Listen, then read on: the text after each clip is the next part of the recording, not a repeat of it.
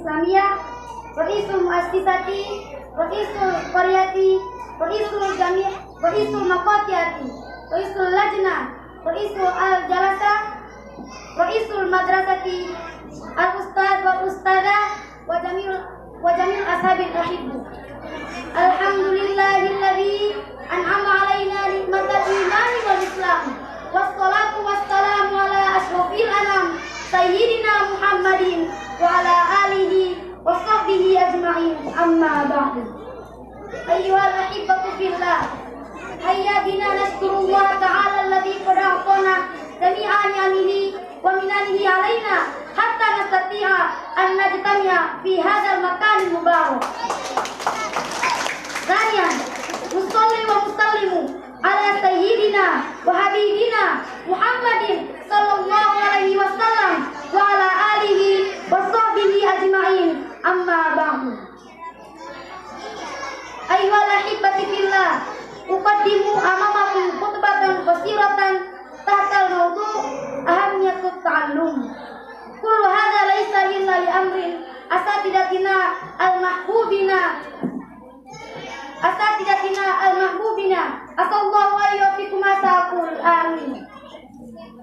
Ayyuhal ikhwatul a'izza, talabul ilmi faridatun alaina. Qala Rasulullah sallallahu alaihi wasallam, talabul ilmi faridatun ala kulli muslimin. Awjudu talabil ilmi kafatan firrajuli wan nisa'i, lisogiri wal kabiri, hatta qala Rasulullah sallallahu alaihi wasallam, utlubul ilma minal madi ilal lahdi. Ayyuhal ikhwatu al-a'izza'u, kun alima wa la takun jahilan.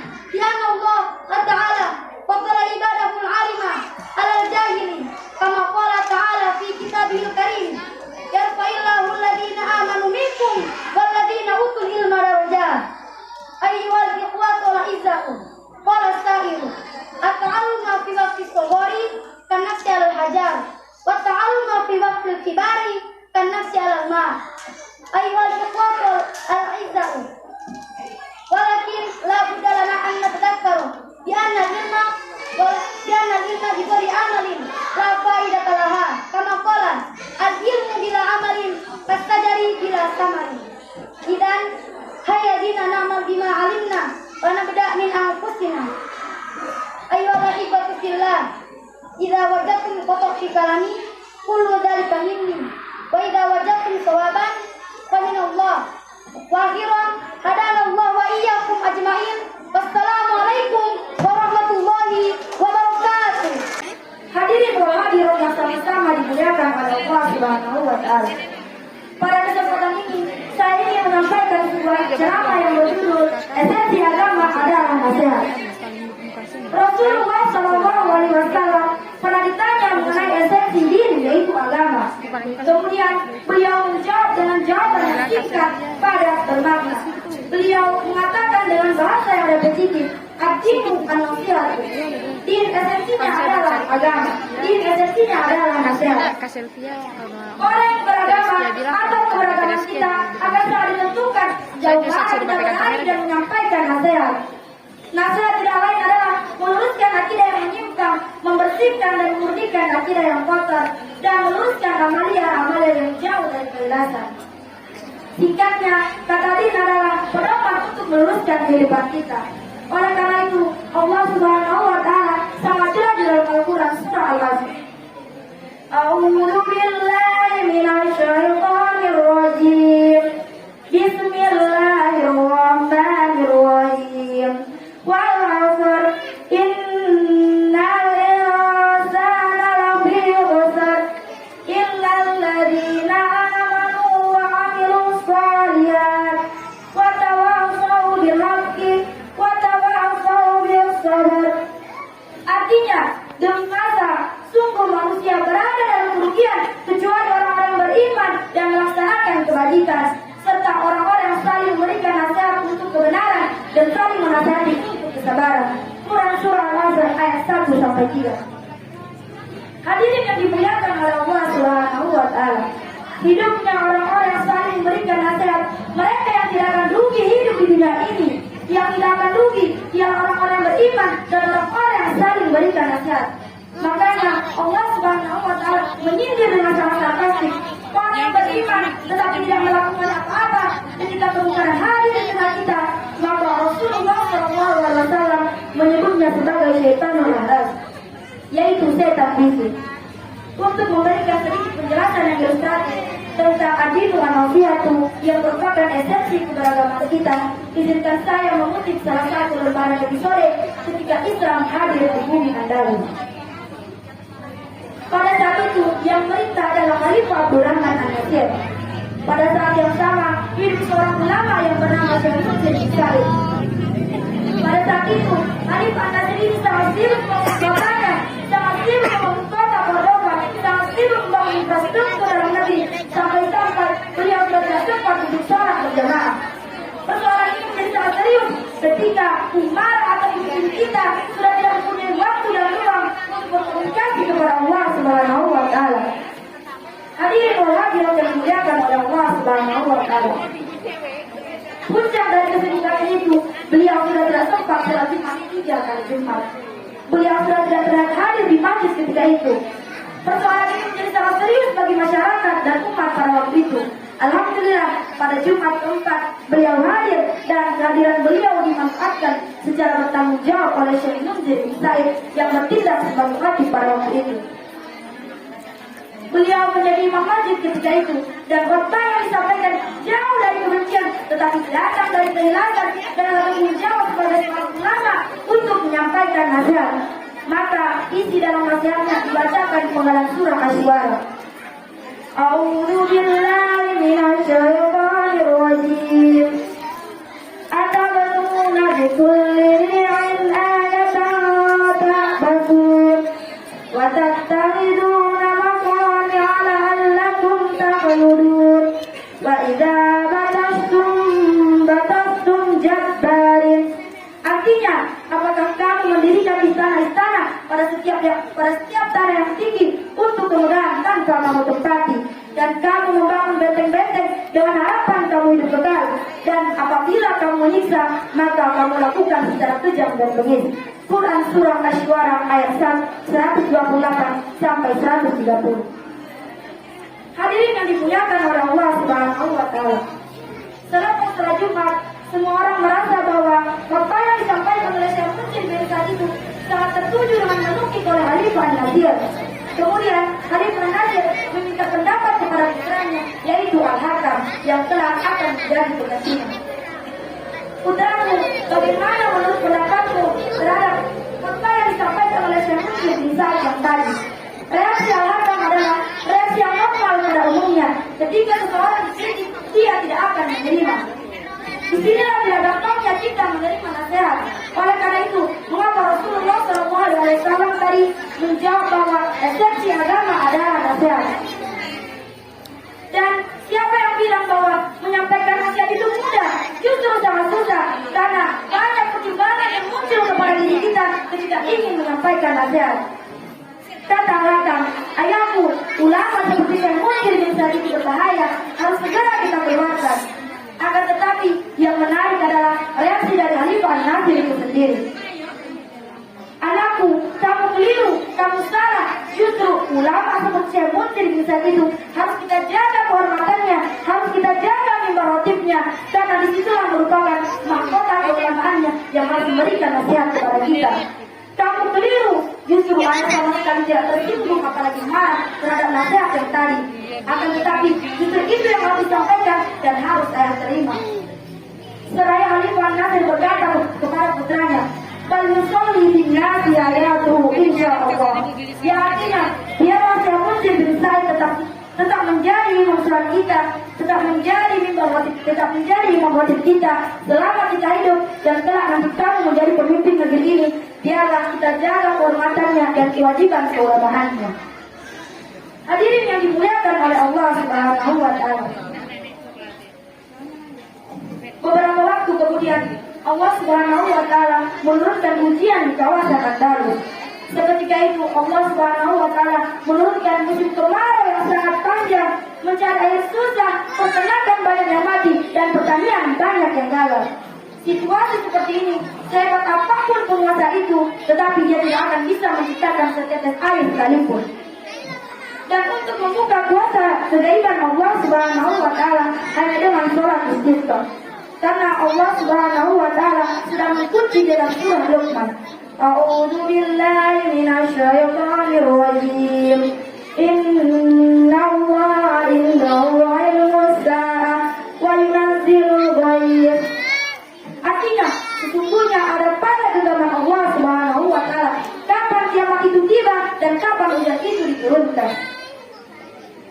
Hadirin yang dimuliakan oleh Allah Subhanahu wa Ta'ala, untuk mengetahui kegaiban ilahi Allah Subhanahu wa Ta'ala, lewat Rasulnya memerintahkan untuk melaksanakan sholat sunnah istighfar. Akan tetapi Khalifah Nasir itu tahu diri, dia merasa dia tidak pantas untuk memohon dan memimpin sholat istighfar. Karena dia pernah memimpin berbuat zalim bahkan sering. Apakah doa ini akan diterima oleh Allah Subhanahu wa Ta'ala? Kemudian Khalifah Nasir mengirim utusan untuk menghadap kepada Syekh Munzir bin Sa'id. Sudahkah kiranya ulama yang ragal ini, ulama yang penuh rasa tanggung jawab dan rasa cinta terhadap pemimpin dan umatnya untuk memimpin sholat istighfar. Setelah utusan tersebut sampai, utusan itu ditanya oleh Syekh Munzir bin Sa'id, bagaimana kabar khalifahmu? Utusan itu menjawab, wahai Syekh, setelah Jumat kemarin, saya tidak pernah kehilangan satu malam pun di mana saya tidak mendengar Khalifah Nasir itu tidak bermunajat kepada Allah Subhanahu wa Ta'ala. Dan tidak jarang beliau merintih meminta ampun kepada Allah Subhanahu wa Ta'ala. Pernah suatu ketika, kata utusan yang tadi, dia mendengar ucapan Khalifah Nasir, ya Allah, apakah rakyatku terkena azab karena kezalimanku? Setelah mendengar pernyataan tersebut, maka Syekh Munzir bin Sa'id langsung berkata, insya Allah saya siap memimpin sholat istighfar. Hadirin yang dimuliakan oleh Allah Subhanahu wa Ta'ala, setelah menyatakan kesanggupannya, kemudian beliau menyatakan kepada utusan yang tadi, sebelum pergi bawalah tanda mata dari aku. Akan tetapi oleh-oleh yang dibawa itu bukan bentuk materi, bukan benda berwujud, tetapi sebuah syair yang kalau kita perhatikan itu judulnya merupakan abstraksi kristalisasi dari firman Allah Subhanahu wa Ta'ala di dalam surah Al-A'raf ayat 96. A'udzu billahi minasyaitonir rajim. Walau anna ahlal qura amanu wattaqaw lafatahna 'alaihim barakatin minas sama'i wal ardh. Bunyi syairnya kurang lebih seperti ini. Ini lil maka idza as'a jabaru dunya faqad rahimna jabaru sama. Yang artinya bahwa hujan bersamamu ke hadapan khalifahmu. Apabila penguasa dunia itu sujud, tunduk, taat kepada Allah Subhanahu wa Ta'ala, jauh dari kemaksiatan, maka Allah Subhanahu wa Ta'ala akan menurunkan rahmat-Nya.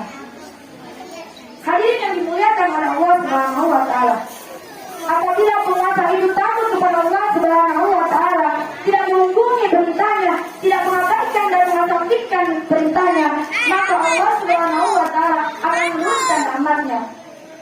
Sebagai kesimpulan, salah satu rahmat Allah Subhanahu wa Ta'ala tetap hadir di tengah-tengah kita adalah sangat ditentukan oleh ketaatan pemimpin kita dengan bercermin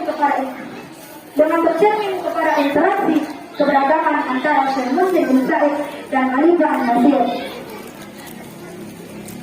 Olehnya itu, tidak lama setelah sholat istighfar yang dilaksanakan oleh Syekh Munzir bin Sa'id, Allah Subhanahu wa Ta'ala menurunkan janjinya, turunlah hujan mengairi bumi Andalus. Pada saat itu, semakin malu dan semakin takut Khalifah Nasir untuk melakukan maksiat karena dapat menjadi hijab atau penghalang untuk turunnya rahmat Allah Subhanahu wa Ta'ala. Inilah salah satu bagian kecil mengapa Islam hadir di bumi Andalus 700 tahun kurang lebih.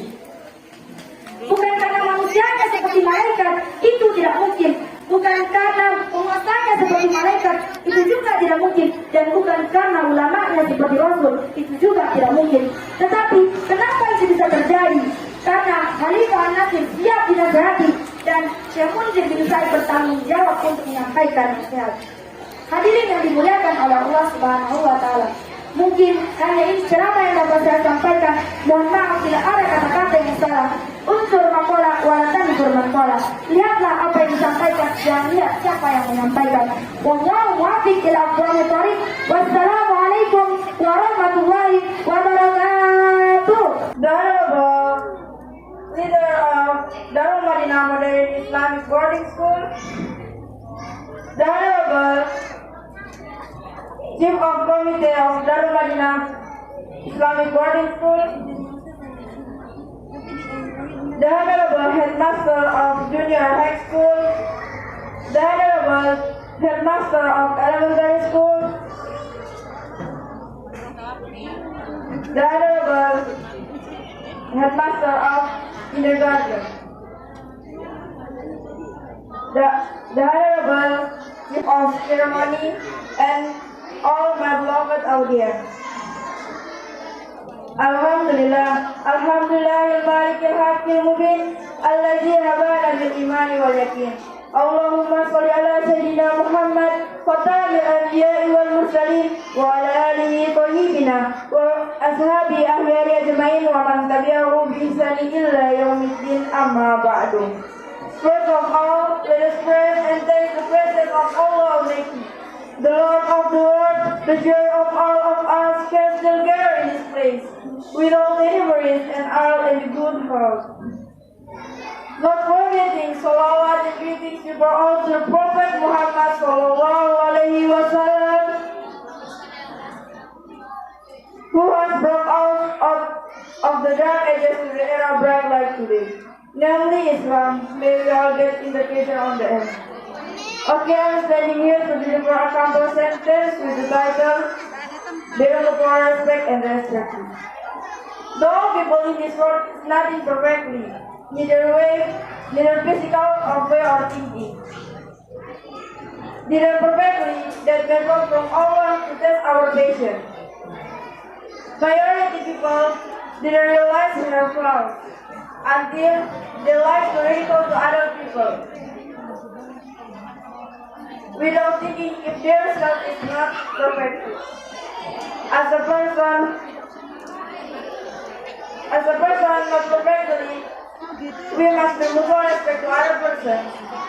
If us already mutual respect to other person, we will then respect too. And for us who always get comfort and insult, be patient because comfort and insult from them is content them just who we are. We don't see things with the way they are, but we see things with the way we are. Okay, maybe just this my occasion. Thank you for your nice attention. Wassalamualaikum warahmatullahi wabarakatuh.